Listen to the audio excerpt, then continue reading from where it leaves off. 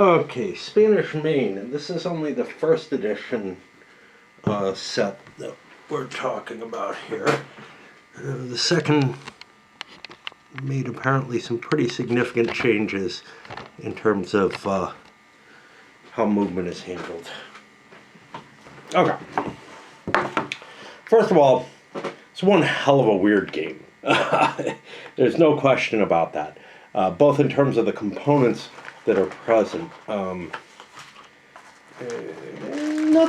Most of it's okay until you get to, for whatever reason, this big foam mat. The intention is that it makes it easier to flip these tiles or something. I don't know. I don't know that it actually does anything of value. I wasn't that impressed. Otherwise, well, the cards are actually very high quality for the time period. Surprisingly so. These, you didn't see cards like this coming out in most of the Avalon Hill or SPI games. Certainly not in the SPI. I'm trying to think if Avalon Hill did any that were quality cards, but this is as if it's, a game of Risk or something, a really quality piece. The other pieces, these could be from Cosmic Encounter of the same era. They suffice. There's nothing fancy or special about them. The tiles, they're a little ugly. They may not fit together quite the way you want or expect. This thing is the weirdest thing in the game, and we're going to spend some time discussing that. There weren't enough of these little envelopes. Now, I don't know if that's because I have a used set or not. I'm actually a little suspicious because I see it looks like some of the stickers were put back as though whoever owned it before was swapping stickers. So maybe that's the concept here. It certainly, there are enough envelopes for that. I just wonder about the sticky stuff on the stickers holding up. There were a couple of player aids that were made, I guess, on BGG. The most exciting of which is, and they all show the same thing. They show, I thought I had another one, and this one's feeling like it's double. This one, oh no, there we go. There we go. Okay. They all show the same thing, which is just the counter mix. You could cut them and give them to each player, whatever. I particularly like the set, the one which is laminated, because you can mark this to mark off which things are found and whatever. So, about the game. First of all, I entered into it thinking it would be something of a historically accurate representation of some sort. I don't know why. It's not like 1830 or Civ or maybe Revolution, it's hard to tell, are particularly detailed, but they also don't seem to grate on you too much. I know people don't like Civ about... people dislike the fact in Civ that, well, 4 other people discovered pottery, now I can never have it. No, it's not quite what it means, although pottery is more... an easier one is metallurgy, where it shows that you're improved metallurgy over everyone else. But you could say your pottery is consistently going to be better than everyone else's. They'll have it eventually, but it's not gonna do as much for them. Hand wavy for sure. But and in 18XX... whatever's going on in the stock market in terms of the initial release versus how many shares there are versus who gets the money and whatever, there's some fuzziness going on in every XX game. The system just doesn't quite manage to represent the reality completely, but it probably represents it better than something that represented it completely did, given that there's external investors involved in this that aren't playing in the game. That's an important facet here. They aren't private companies there. In this one, what's my big gripe historically or accuracy-wise? Well, I think the biggest thing that I have to complain about is by the time that you're talking Drake and Medina Sedona and people like that being present, The Spanish knew where everything in the Caribbean was, and the English knew almost everything. You could make an argument that that maybe there was some exploration quality along the edges by anyone. Some of these islands weren't fully mapped. Perhaps every cove wasn't done, whatever. But you weren't facing the kind of situation that, say, Columbus was facing, or some of the other early explorers. You were facing a situation, and the English had stolen materials, etc., had very good information in terms of the maps there. Maybe not as much, maybe. I don't know. So one of the conceits of the game is this: you wander out and you don't know what the hell you're finding in terms of islands and whatever, and that's fine in terms of, do they have gold? Well, is it? I don't know. There's an attempt to give the Spanish 2 turns of lead time, but a turn is pretty clearly less than a year in this game in terms of where it's going. Maybe a year at the outermost, which means that they've taken liberties with time, and I don't like that. So then I put it to it's trying to be more thematic than it's trying to be at all tied to the subject, really. It's trying to give more of a feel or a flavor of the period in the imagination, or something along those lines. And that's kind of sad to me. It's kind of here's this exciting topic we could look at. It's not exciting enough. Let's make a cinematic version of it, is essentially. And some people, are going to be bothered by that. Probably most will not. I'm one of the people who is at least a little bothered by it. So then it ends up in the category with games like Bermuda Triangle for me, right? The rule book is a horrid mess. It is not complete as to what it needs to say. It is, I don't know if it's terribly ambiguous, but it's not particularly clear in terms of expressing some very weird ideas. So one of the very weird ideas is that the deck of cards in the game for sailing is a stack. And it is a stack in sort of the computer science sense of the word. It's last in, first out. You put a card on top, that's the card that's being offered to the next person to draw. As opposed to games like, think of SPI's War of the Ring, where a discard is placed face down on top of the discard pile, and your opponent can draw that without knowing what it is. Or they can draw a new card.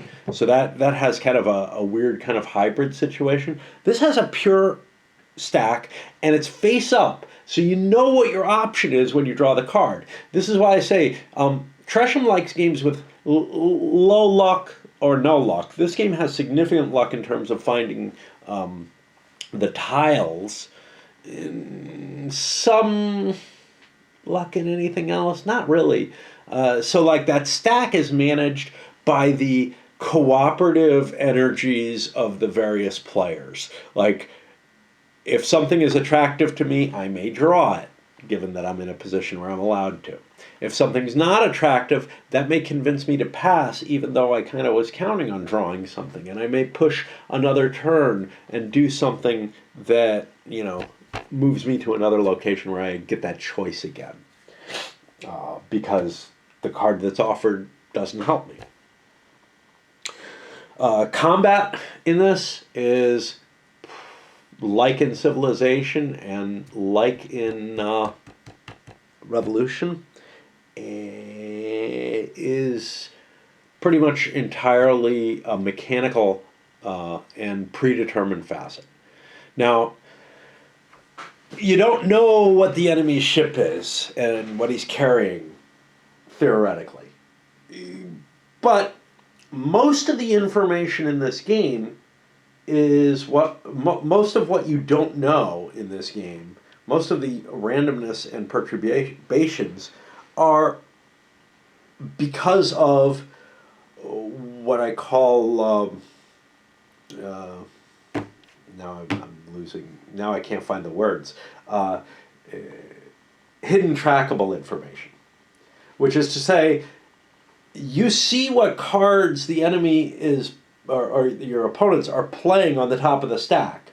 You know how much, what cards they bought from, not necessarily to the specifics, but you could count the stack of ships, and you could count the stack of cannons, and you could know exactly what everybody is outfitting in terms of ships and guns. All that information is available at some point, so that if you had a means of tracking it, you would always know all of it. Now, some people don't like hidden trackable information because their feeling is, well, my memory's not good enough, so I'm getting a flaw. Well, maybe my capability to reason strategically isn't good enough, but my memory's really good. Each person has their own advantages that come into a game. Why would you cut away? Why would you say, well, only my advantages count? That's one of the affects to it. Maybe it's annoying to keep track of all that stuff in your head. Well, maybe it's annoying to count in some games. Maybe it's annoying to have to think too hard. These are all things. They use up your brain power. You make your choices according to what you're good at and what you're willing to do, as to what tools of your brain you're going to use in order to optimize your play of a game, and what you're willing to say, you know what, in the sake of fun, I'd rather not do that. In this game, it is absolutely important that you not know where everything is just by default, that everything shouldn't be exposed. Much of the game is based on that hidden trackable information, and there is so much of it, and I would argue the same with 18xx games in terms of like the exact dollar amount that somebody has in their hand or in their treasury. The amount of information that's available is so complex, and it's hard to tell when you're going to need to know it, that screw it, man. You are not going to remember it all unless you have like eidetic memory. You're just, you might be able to come up with some little tricks that help you remember some issues, kind of like counting cards in blackjack. But look, the information is hidden, but you have a vague idea, is kind of where hidden trackable information gets to. And I'm always kind of opposed to people who just throw that idea out and say, no, I could be writing it all down, and I should be doing that. Well, no, you're not allowed to. Nothing in the rules says you're allowed to write down the information that you need to track. And the game is so clearly designed, unlike XX, where you could kind of say, well, I'm not so sure that was intended, whatever. It is so clearly designed in this game that you should not be able to ask these questions. And honestly, in Tresham's XX games, he would, sometimes say, you can ask this, you can know this information, you can't know this, when it's all hidden trackable information.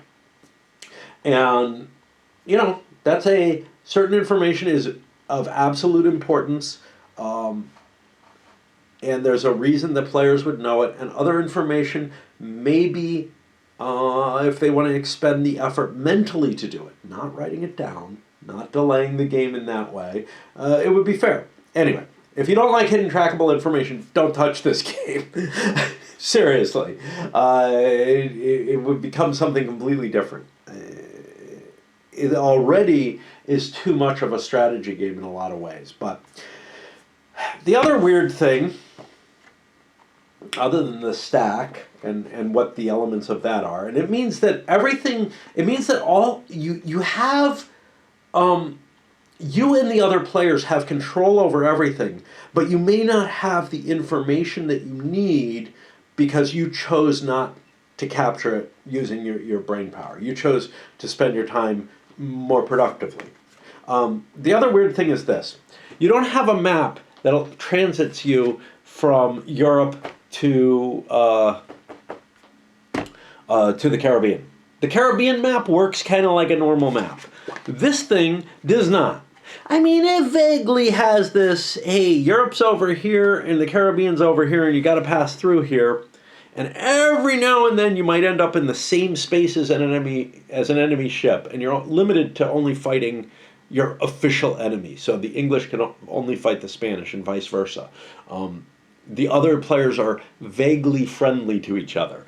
They can't really hurt each other, although you can pillage their forts if you're playing with that option.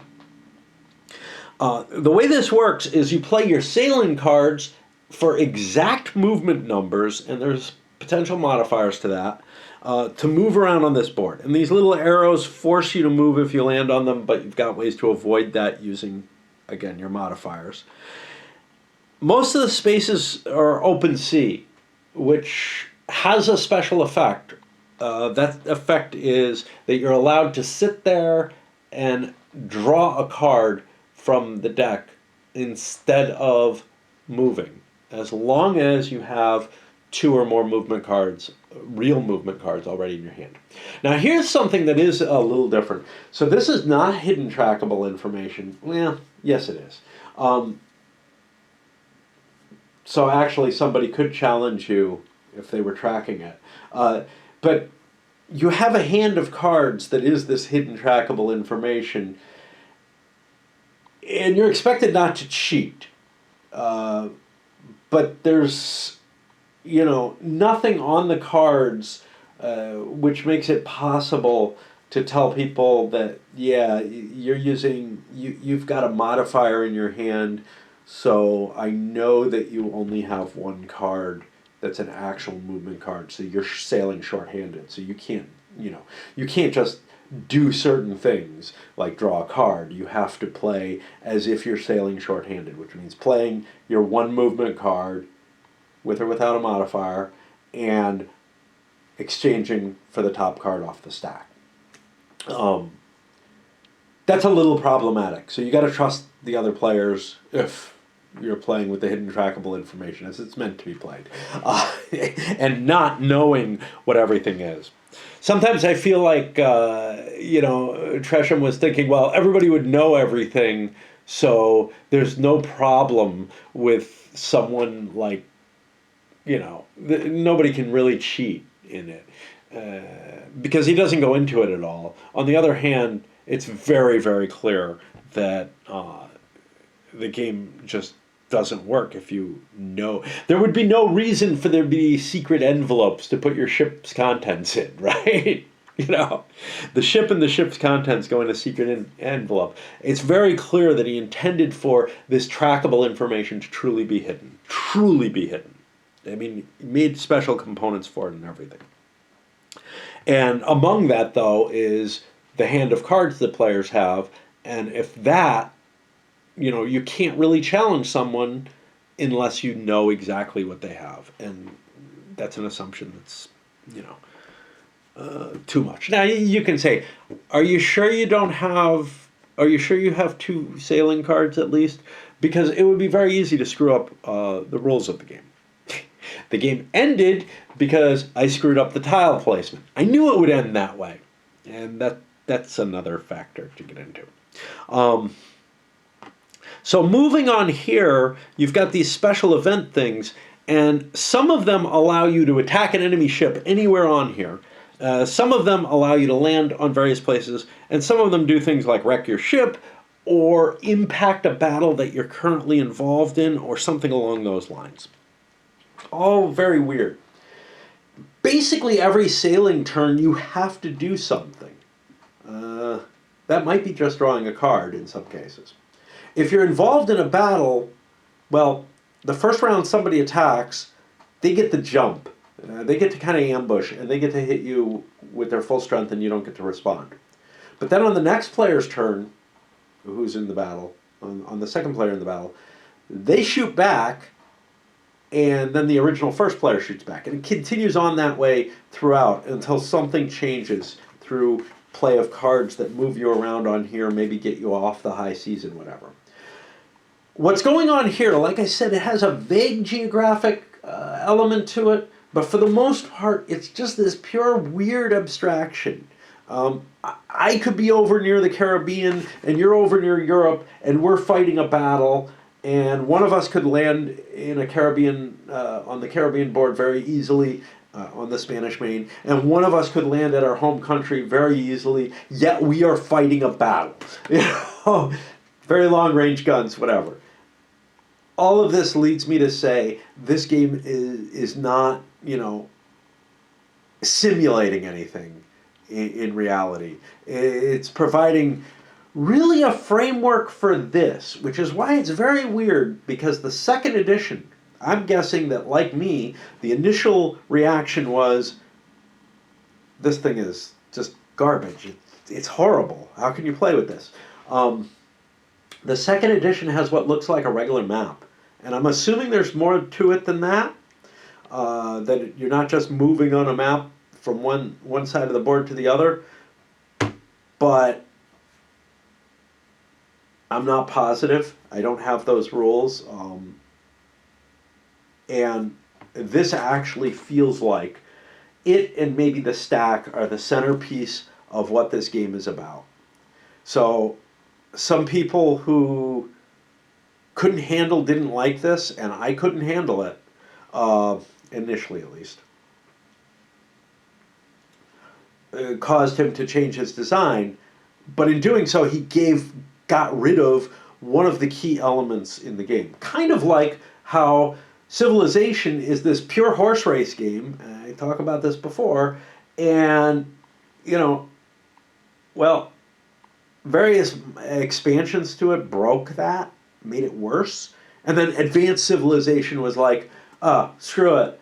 Let's give up that horse race thing. That becomes just a victory condition instead of the primary victory condition, who crosses the finish line first. And it totally changed the game and got rid of the beauty and simplicity that was Civilization and turned it into, I don't know, something like what became the rest of the genre, which was point salad at the end of the game to determine, you know, who wins, but nothing so obvious as I crossed the finish line first, right? So, what about my feelings on this? This caused me no end of headache and misery when I first dealt with it. As I played a few more turns, as I started getting used to it, as I stopped griping about it on camera and just focused on playing it, I began to warm to it. I'm not sure that I'm really in favor of it, but it is one of the two things that make this game a special game, right? The rest of it is pretty bare bones. You know, you're flipping tiles to explore what you get and hauling goods back.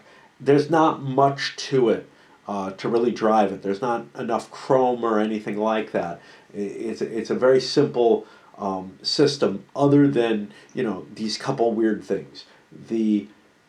All the thinking for movement is done based on your geometry here, and more importantly, based on your manipulation of the stack. Manipulation of the stack is the key element in the game. And I don't know if that stays the same in the later one, or it is a key element in the game. Now,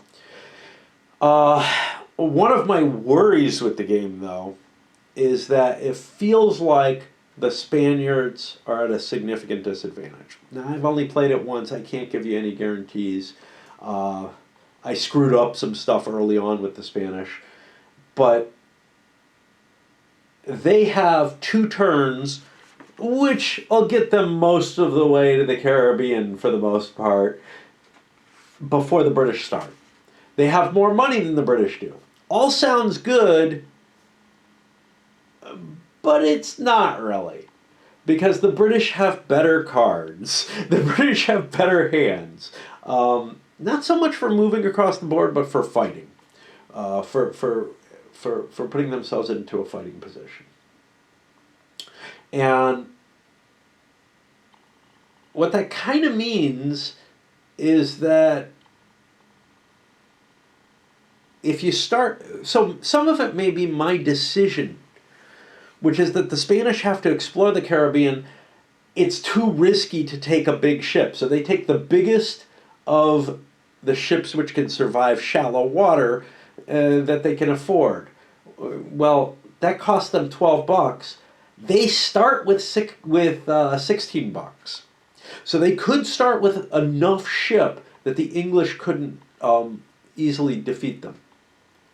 I chose not to do that, thinking that I would be able to explore, find some treasure, and make my way home.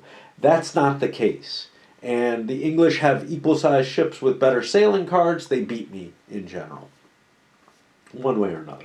Some of it may be due to sinking. Also, the fact that the Spanish do landfall first means that they could lose their entire investment, their entire play, on the first turn that they hit the Caribbean. Having a reserve of money means you could put another little ship out and still play. Not having that reserve of money means that you've risked everything on the flip of a single tile when you hit the land hook space. And the flip of a single tile, I would say it's maybe 1/3 of them will kill you or something like that, you know? So it's problematic. It's problematic there. The game's not that long, though, so I don't know if it would be a terrible thing to be wiped out early if you take that heavier allotment of ship at the beginning. I'm tempted to do that, certainly with some of the admirals, because I feel like the way I played, the Spaniards ended up taking on all of the burden of risk, and in the end being beaten by English ships that could slip in, you know, and get the first shot drop on them and take their treasure away and sail back. So that's one worry. But I would say it would take, you know, like the German guy who did some videos on this, it would take maybe 5-6 plays to come across with, hey, you know, is this a balanced game? Is it not? And they'd be interesting explorations, to tell you the truth. They wouldn't be, it wouldn't simply be sort of a tedious task. You'd be shaking out different initial packets of strategy and different plans, and I think some neat stuff could come of that. I guess that's about it. Overall, I'm glad that I have it. It's a quirky and kind of neat little design. I'm glad that I have the first edition because I have worries about the second after seeing the map for it. I don't think that it would be as weird and as quirky. But on the other hand, I don't know that it's a terribly fantastic game. You know, another one of them, something interesting by Tresham, but certainly not, you know, he designed so few games, but such a high proportion of real hits among them that's why I did a video on him. Just an amazing, you know, he basically created the Civ game and created it with what I still think is the best entry into it, bar none, you know. But what was defined from it became more like a Civ. He created the XX flavor, certainly not the best game of it, although 1830 is pretty damn good. But I think he had, I think people reined him in on stuff there. Because the 29 stuff is dull as shit, and 53 is just weird. and not well explained either. Revolution is a pretty damn good, solid game. I don't think it's groundbreaking. But again, it uses that same concept of that Civ does in terms of combat being just a comparison. You could argue the same kind of thing in some other games, but he was just a master of getting that kind of, you know, that kind of simple mechanical system that doesn't have any luck or anything in it, that handles a part of the game that sometimes might be the most exciting thing, but it just becomes this mechanical thing, and something else takes the place of the excitement. So in Civilization, the trading is what makes the game. Anyway, up it goes. What made this one is the stack and that weird movement system. The rest of it, fairly pedestrian. Cheerio.